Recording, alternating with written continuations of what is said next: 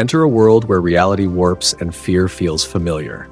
Each eerie tale blurs the line between nightmare and truth, inviting you to explore the strange, the supernatural, and the psychologically twisted. Dim the lights and take a glimpse into madness. Consider the curious case of Martin Collins, a man whose fascination with antiques leads him to possess an object that possesses him in return. A porcelain doll with a voice that whispers commands from the shadows, and emerald eyes that provide a glimpse into madness. The antique shop's dusty windows and faded sign did little to attract passers-by along the busy city street. But to Martin Collins, the nondescript storefront was a treasure trove waiting to be discovered. Pushing open the creaking door, he breathed in the musty air as his eyes adjusted to the dim lighting inside. He lived for these moments, never knowing what forgotten relics from the past he might uncover. Martin slowly wandered the aisles, scanning the haphazardly arranged shelves and display cases. He paused to examine a silver pocket watch, an ornate music box, and a set of tarnished silverware before a glint of porcelain caught his eye. Nestled on a bottom shelf behind a stack of books was a delicate antique doll. He knelt down and gingerly picked her up. She was about 18 inches tall with bisque skin, raven hair fashioned in tight Victorian curls, and sage green glass eyes. Her faded blue velvet dress and lace petticoats looked to be original. "Hello there," Martin murmured. "Aren't you a lovely thing?" The doll's eyes seemed to blink at him as her small rosebud mouth curled into a subtle smile. Martin felt an immediate attachment, sensing the doll had stories to tell if given the chance. He decided then and there that she would be coming home with him. After purchasing the doll, whom he named Lilith, Martin spent the evening fashioning a special shelf for her in his study.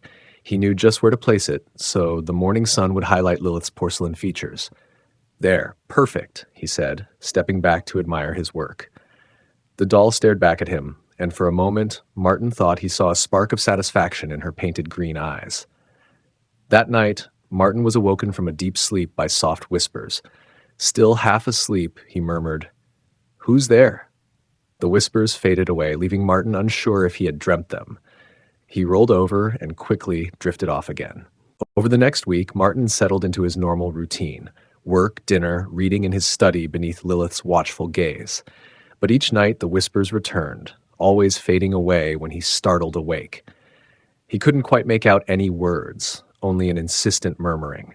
One night, instead of fading, the whispers seemed to solidify into a single raspy utterance: "The letter opener." Puzzled, but now convinced he wasn't imagining things, Martin replied, "What do you mean?" Silence followed. The next morning, the meaning became clear. As Martin reviewed his firm's latest financial statements, he realized the lead partner had dramatically over-reported income. Unthinkable amounts had been siphoned away undetected. Glancing at the gold letter opener on his desk, Martin suddenly pocketed it before heading to lunch. That night, the whispers returned. "Well done," they seemed to praise. "The watch next." Martin realized with surprise that he felt no guilt about stealing the letter opener. Only a growing sense of confidence and control. He whispered into the darkness, "Yes, the watch next." Over the following days and nights, the cycle continued, each whispered suggestion pushing Martin further. A rare book slipped into his briefcase. The theater cashier shortchanged when buying tickets. An inflated expense report submitted. With each act, the whispers became more insistent, the acts more daring. Martin suspected the true source, but part of him resisted confirmation. He felt increasingly split between his buttoned-up public persona and the simmering confidence growing inside. Late one night, after a particularly assertive string of whispers, Martin could resist no longer. He moved Lilith from her shelf to the desk, positioning her directly facing him. Taking a seat, he switched on the green glass lamp and leaned forward until his eyes locked onto hers. "Have I gone mad, or are you whispering to me?" he asked. For several minutes, only the ticking of the study clock answered him. Then, so softly he had to hold his breath to hear it, Lilith replied, "Clever boy, I knew you would figure it out eventually." The voice was female with a lilting accent Martin couldn't quite place. Trying to hide his shock, he replied, "Who are you?" Lilith's bisque lips curled into a smirk. "I've gone by many names, but you may call me Lilith, darling." She blinked her glass eyes slowly. Martin's mind reeled.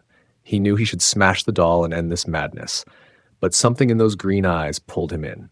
He found himself saying, "What do you want from me?" The doll let out a raspy chuckle.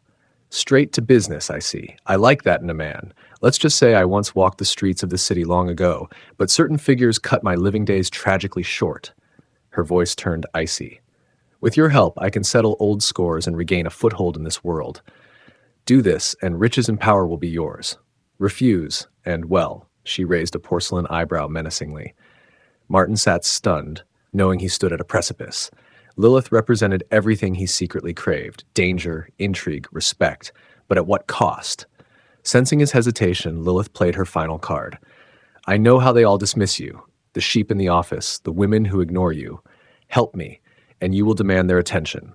So which will it be?" That sealed Martin's decision. He would do what Lilith asked. He gave the doll a subtle nod. "Excellent," Lilith purred.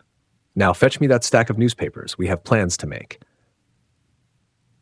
In the following weeks, Martin and Lilith nights poring over newspaper archives, tracing the descendants of Lilith's targets. They identified the families that had risen to prominence since her untimely end. Lilith directed Martin to use his knowledge of accounting and access to offices to strike surgical blows.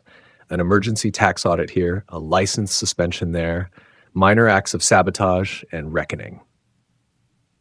At first, Martin felt nervous, constantly looking over his shoulder. But the more damage he inflicted, the more confident and energized he became. His mundane life now had purpose and a growing fanaticism, even if the orders came from a porcelain doll. Newspaper headlines soon told of a phantom saboteur terrorizing the city's elite.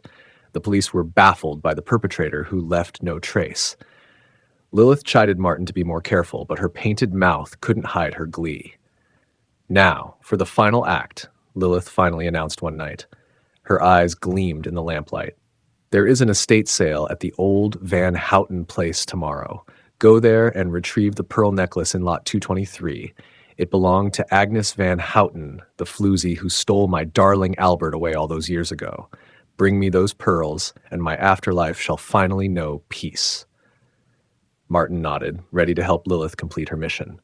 He researched the estate thoroughly, planning his route in and out. Under the cover of night, he easily deactivated the alarm system and located the pearls. As he turned to leave, flashlight beams sliced through the darkness.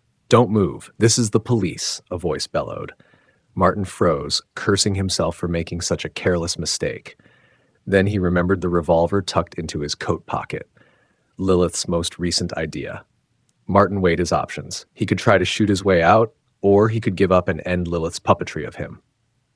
Her pull seemed less persuasive outside of the study's four walls, away from her hypnotic green eyes. "Martin, is that you?" A familiar voice called out. Stepping into the light, Martin saw it was Patrick O'Hara, an old college buddy who had joined the city's police force. Martin opened his mouth to respond, but Lilith's raspy voice drowned out his thoughts. "What are you waiting for? Shoot him and escape." His hand twitched toward the revolver. Patrick cautiously approached. "Buddy, I don't know what sort of mess you're mixed up in here, but put the gun down and we'll sort this out." Patrick's calm words cut through Lilith's whispers. Martin realized the monstrous path she had led him down and how close he was to becoming a killer. With deep shame and new resolve, he pulled the revolver from his pocket and tossed it to Patrick. "I give up. This has gone too far," Martin said wearily. Patrick breathed a sigh of relief and escorted Martin outside to the waiting police cars. After providing a full confession, Martin reluctantly told the authorities about Lilith and her role in manipulating him. But he protected her hiding place, unsure what arcane forces she still possessed. At his sentencing, the judge showed leniency given Martin's cooperation and the extenuating supernatural circumstances. After serving 2 years of probation, Martin hoped to move on from his brush with darkness. But Agnes Van Houten's pearls were never recovered.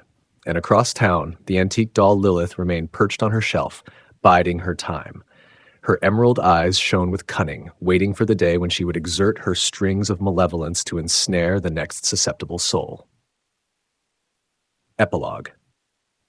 The wheels of justice turn, but supernatural forces wait patiently for their next opportunity. Martin Collins may walk free, but the strings that once controlled him remain intact, waiting for new hands to manipulate. A reminder that evil never truly vanishes, it simply finds a new story to tell.